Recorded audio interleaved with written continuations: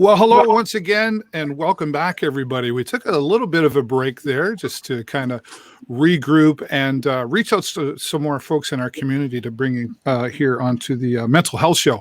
As always, I'm your host, David Burrows. And this week on the Mental Health Show, something, well, fairly new, I guess, but having an impact on our community, MHEART. What is that? We're going to give you the title in just a moment. But first, our special guest, Stephanie Black. Welcome. Hi. And Constable Bone, thank you for being here as well. And let's start with you, Stephanie. You're the mental health nurse for MHEART. I'm going to put it on you to tell everybody, what is MHEART? Okay, so MHEART stands for the Mental Health Engagement and Response Team. It was a joint kind of project put together by CMHA, Lambton O.P.P, Sarnia Police, Blue Water Health, kind of to provide some resources to the community. Right. And Constable Bone, what's your role in all of this? I'm her driver. No, we're teamed up with, so basically we have a nurse that rides around with us, and we go to our calls, and she's able to assist us where otherwise we'd bring people to the emergency room, basically. Right. She's able to assist us out in the field. Okay. Well, let's get a little more specific on what MHEART is, and I guess how do you get called out, or what types of calls are you going to? Who wants to take that on? I can take that on. So they come about a lot of different ways. Some stuff, it's happened while the nurses aren't working. So we have here with the OPP, and I think Sarnia Police does the same thing, we have a task list. The officers can send us tasks and occurrences and be like, hey, we were involved in this last night, kind of here's the details. Do you think you can go follow up? So we would check that when we start our shift and see, okay, well, we'll go follow up on these things. Some might be a phone call, some might be in person, and try to connect those people to the right resources or see what more is going on if there's some way we could help. So that's kind of one way they come about. Another way too is the live 911 calls. So the call may come in that there is a person in crisis. So we would then start to head to that call so that we're there and available to kind of help with that crisis in the moment. We also to get some kind of internally from either Canadian Mental Health or Blue Water Health for people who are involved with different programs there, but that's a very internalized process, like through the doctors and the staff there. But so we kind of get them those three ways. Okay. And how long has MHEART been existing in the community? About a year. Yeah. Okay. Yeah. We started last August in Lambton. So last August in Lambton. Yeah. Okay. And, this is so something new to, the services in the community. Constable, I'll come over to you for just a minute, part of the OPP, and seeing this come along. Have you seen this have a positive impact going out in the community and using MHEART and their services? Absolutely, a huge impact. We just from my experience, there'd be times where we were hours, and I was like upwards 6-7 hours in the emergency room, where now we've got Nurse Black with us, and I don't even, there's stats on how much the time's been cut down, but sometimes we're 20 minutes. So it's right. A huge impact. Right. So does this help with officers like yourself getting back out on the road quicker? So therefore you're able to be back out in the community, I guess, patrolling and doing whatever else you have to look after? Absolutely. So with our system, the way we do things, our Nurse Black will ride around with me, and so we sort of take those calls over so that officer can get back out on the road and do their thing. So it frees the zone officers, kind of what we call them, frees them up to go back to their general patrol kind of thing. So right. Why was this established, or maybe the extent to that question is why not sooner? So I can take that one a little bit. So there was a lot of planning put in place kind of for the program to come about. I think there was several years in the making, just with getting all the partners and working it out so that it flows very smoothly, because everyone involved is on board and wants this to work. So there's a partnership with the hospital. We do the crisis nurse assessment, so that individual can just be brought in. They're not waiting in emerge with with the officers there or anything. We go in through the back door. It's kept very dignified. So there's that partnership with Blue Water Health. There's that partnership with the police where we have the task set up and, the officer available too. There's the partnership with mental health where we can get people into, referred into resources and services in the community in a really easy way, so that we're not using up hospital time that doesn't need to be used up either. So if it's something where normally it would have been brought to the hospital, it might be like, oh no, we can use this resource in the community or this one. So there's a lot of planning, I think, before it kind of could go live, to make sure that it went live effectively. Sure. Now, Stephanie, I don't know a lot of your background other than, your profession, but you're not a police officer, right? No. Okay, so let me take that and go over to Constable Bone and say, you being the police officer, I imagine this program coming into place, there had to be some safety concerns and maybe some special training for somebody like Stephanie, right?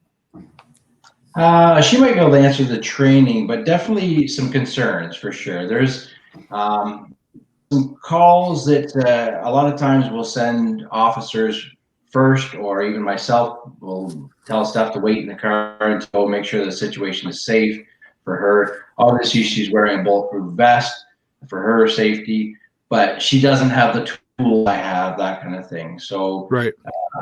Definitely that's a huge thing, is Steph's safety. Yeah. Steph, and to take that back to you now, is the training that was involved for you and the safety side of things as well? On the safety side of things, we do a lot of pre-work even before we attend to the calls. So when I'm in the car, the radio's on, I'm hearing the updates. The officers, if there's knowledge about whether or not it's going to be an unsafe situation, we hear all that when we're on the way. And often, like Constable Bone said, it's just, we're going to get you to stay here for a few minutes, keep listening, and then we'll come get you kind of once we know it's all going to be okay. Or we may bring more officers, or I may stand back before it goes. We really gauge the safety on it's different every single call. So you're waging that every single one you're going into, but we also don't want it to be in a manner where those safety precautions may make a person uncomfortable. So we gauge what we need, what's going on, what's happening. So it's the best outcome and safest outcome for everyone involved. Right. So, right. And there has been, like I said, we take it call by call and we're always listening. We also have access to, information, or I've been with CMHA a long time. A lot of the clients who are, familiar with the system, the mental health system, and have accessed services before, I'm familiar with them and they know me anyways. So that's kind of a bonus sometimes going to the calls as well. Right. How long have you been in sorry, go ahead, Constable. I was just going to touch on that. There has been situations where, say the individual's in a room by themselves, so it's more of a negotiation thing, and where the police present might be scary or intimidating, we can bring Steph in and maybe it's not as intimidating for that person, and she's able to calm the situation down, and we can work with the person that way. Right, right. Now, Stephanie, you mentioned that you might know you might have had to deal with some of the folks that you're engaging with prior. Did you ever see yourself in something like this? Like this is a pretty direct involvement approach for you, right? It is. It's a very direct approach. It's more of an outreach model, which, I mean, I didn't know we'd ever have this team. If I go back to when I started at CMHA, but I enjoy that we're out there and we're meeting people where they're at, particularly out in the county where the resources are sparse. They might not be able to get to them, those kind of things. So at least we can do that follow-up and try to help. Sometimes people just can't come into Sarnia to access things, or they don't know how. So with this kind of model, the police are often the first responders. They're able to say, hey, you know, I think this person really needs some help. So rather than just leaving them a card and say, hey, call these people and follow up, maybe they can help you, we get to provide that face-to-face kind of interaction to see what they really need and what would be the most beneficial for them. So that right treatment at the right time, ideal that we know is best for individuals. Right. Well, and like you say, with the officers being often the first on scene, you know, to assess the situation, and then have to, you know, come up with whatever strategy or make their moves. And now this is an option. Constable Bone, in your training, it's just as an officer, do you get mental health training? We do. Now, I've been on 18 years, and there's maybe some touch-ups in there, but my training is pushing 18 years old now, so. So there's 8 officers that work with the Lambton O.P.P. MHEART program. Well, initially there was, now it's kind of everybody. But when they initially picked the 8 officers, all of those officers had taken the crisis intervention training course through the Lambton O.P.P. Yeah. I can't imagine what you come across daily in your jobs. Well, I'll just say thank you, by the way, for what you do. But I'd be curious, can we kind of describe a scenario to our viewers, kind of give them an idea of a scenario that you would come across and MHEART would be called? Who wants to start with that? Okay. You want to pick a safe one, Steph?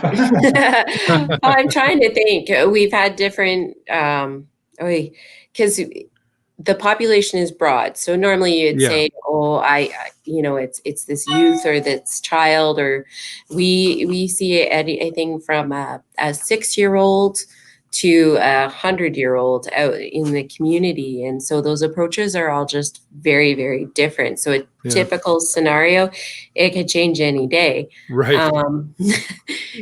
But I find most of the time it's like, if it's a live call, it's someone is in crisis, something's breaking down in their environment or in their life or whatnot. And either someone calls concerned about them, or they call themselves actually sometimes, like, I'm not safe.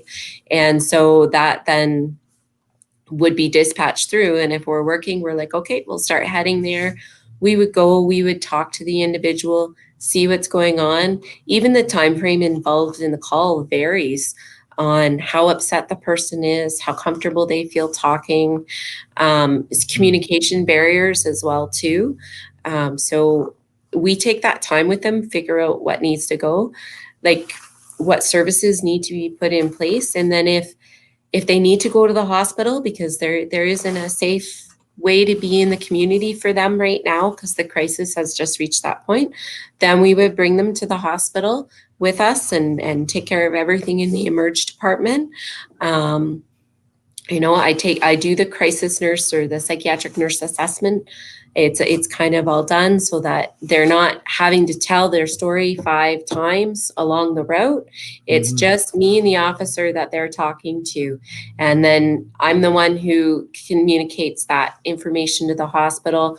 That information is left for the hospital, and they can just focus on kind of getting the treatment and the help that they need at that time. If they don't need to go to the hospital and we can put a plan in place, then we work on putting that plan in place as much as we can in the moment.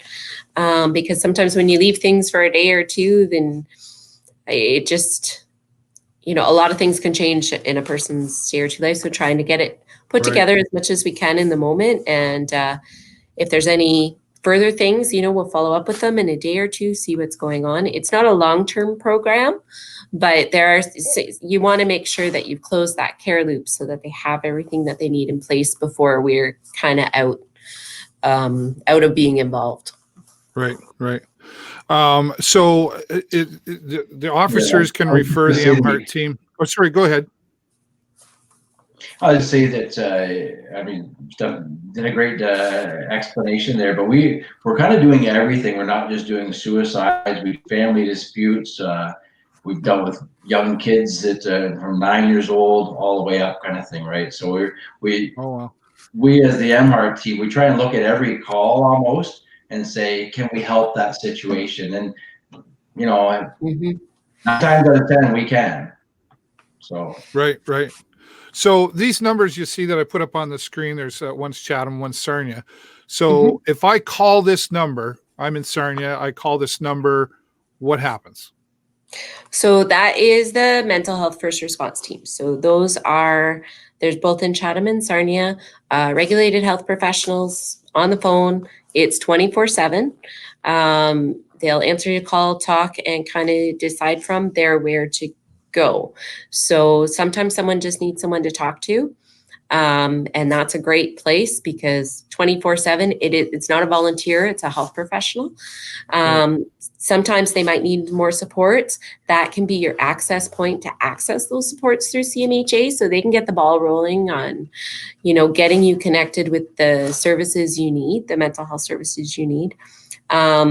If you are suicidal, calling one of those lines, it would depend on the nature of what's going on, but they would try to get someone out to see you. It might be police, it might be the MHEART team if they're working, it might be a worker. It really depends on the call for that kind of thing. But they will talk to you until someone is there and they know that you're safe. Right. I would imagine that, so we've talked about, how things have changed on the law enforcement side and the mental health side. How do these two together impact the hospital or hospitals that you're dealing with?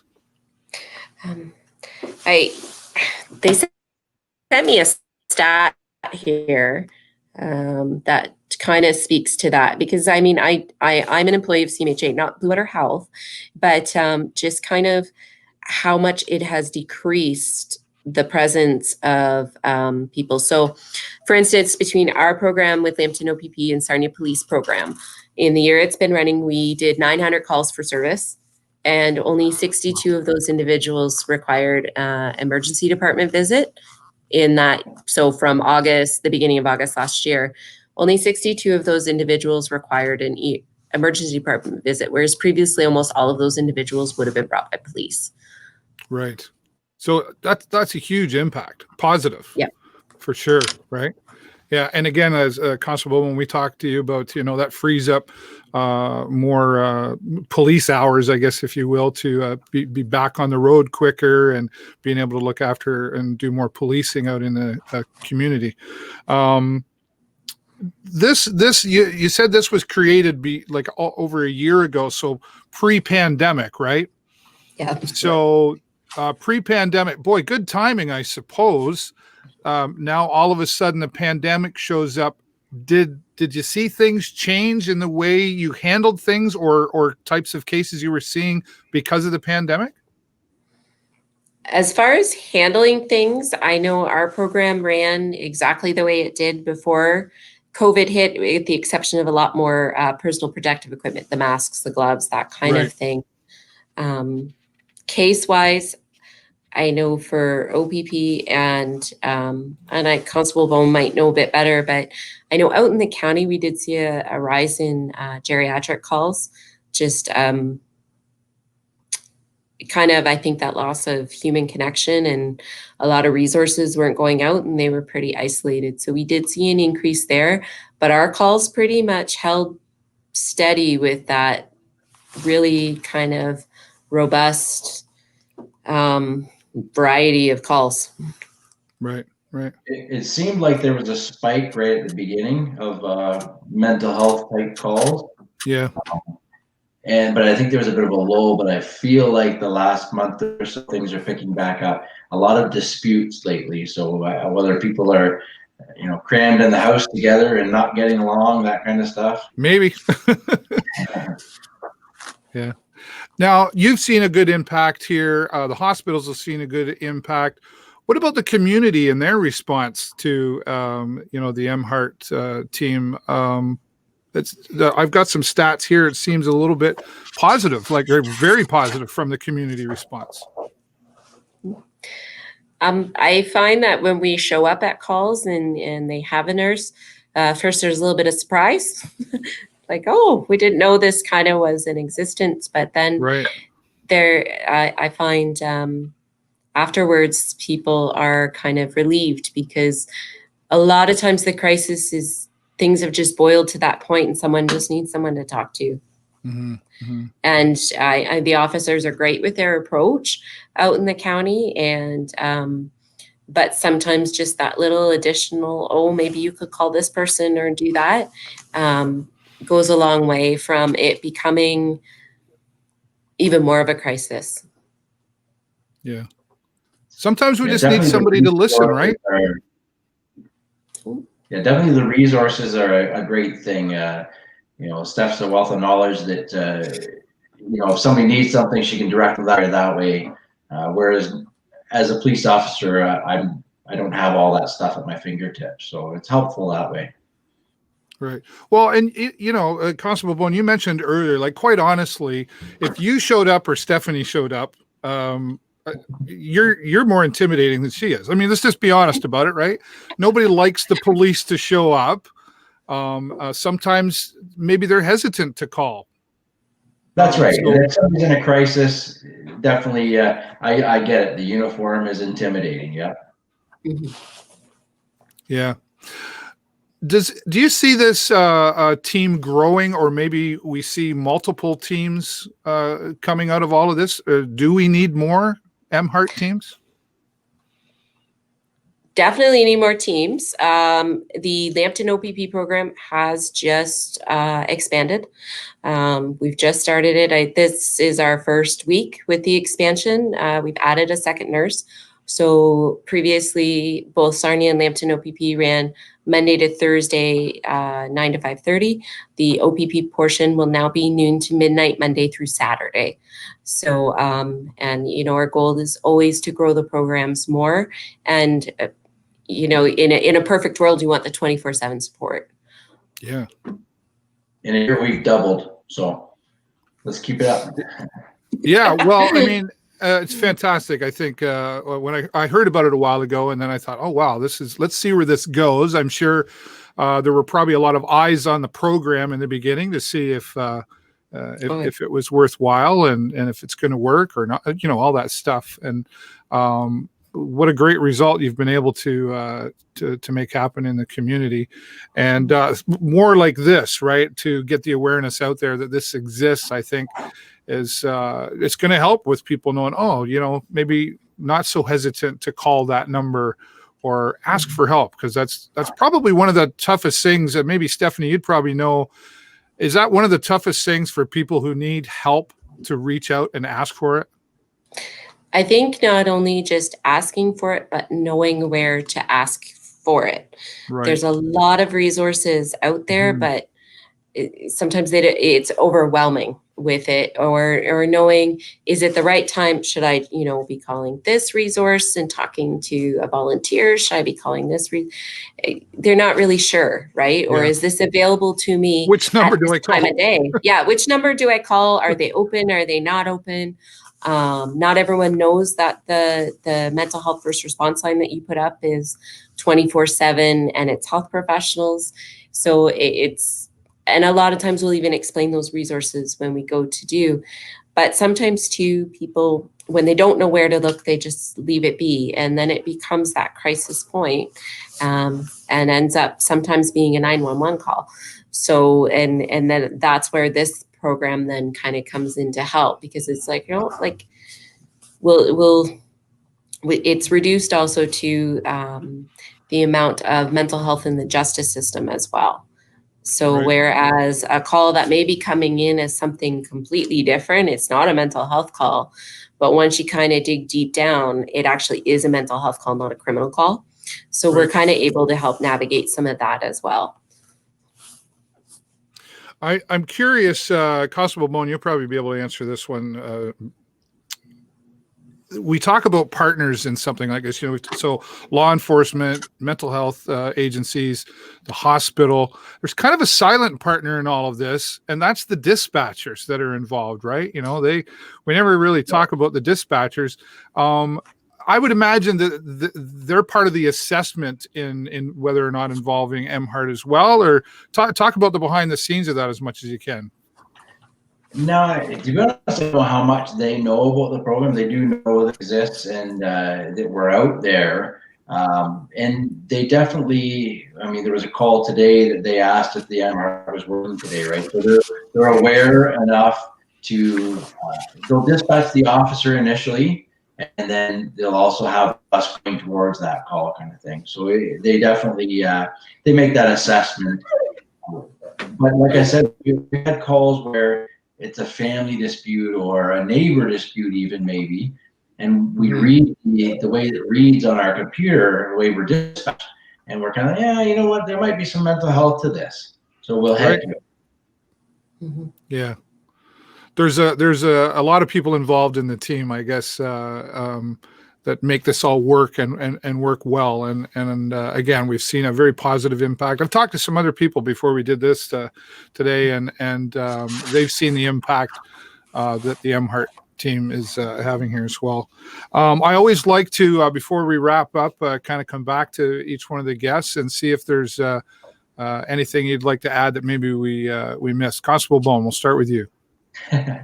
I think you did a great job, and when you talk about the support system, our, you know, the OPP supporting this and Canadian Mental Health supporting that, that's huge, right? That they have great collaborations. Yeah, Stephanie. I think that you know, when we started this program, I don't think any of us involved truly knew, because there's various models across Ontario what was going into, but I think the reason why we ended up with the successes we did is the people who are working in the program. You know, the officers were very accepting and kind of engaged in the program from the get-go. So that's really made it the success that it is. They were like, yes, we have this resource, like, let's run with it. And not just kind of like, okay, well, if we're apprehending someone, you're here. It was like, how can we make this work for the best for our communities? And so that engagement really added to the success of the partnerships that, like, I know CMHA already has with community mental health partners. Bringing the police in and having them so engaged and participating in this, it really kind of topped up that success. Yeah. Great partnership and collaboration between everybody involved, and congratulations on the success of the team. And we'll have to have you back down the road and get an update. And maybe we won't have to make you wear the headphones next time. Okay, Stephanie? Okay. Yeah, maybe our partners with Sarnia Police can join us that time. There you go. There you go. Yeah. And thanks to all of you who are watching the Mental Health Show, episode number 11. We've got more coming. We're going to be doing it about once a month now. So wherever you're watching this, we're live in multiple places. We do appreciate it. And if there's a topic you would like to see us talk about here on the Mental Health Show, put it in the comments below. We do take the time to read them all, as many as there are, but we will respond to you. Thank you, Constable Bone, Stephanie Black, once again. We do appreciate you for all your service in our community. Thanks. Take care. And that'll be it for the Mental Health Show. As always, I'm David Burrows. Until next time, take care of yourself and each other. Bye for now.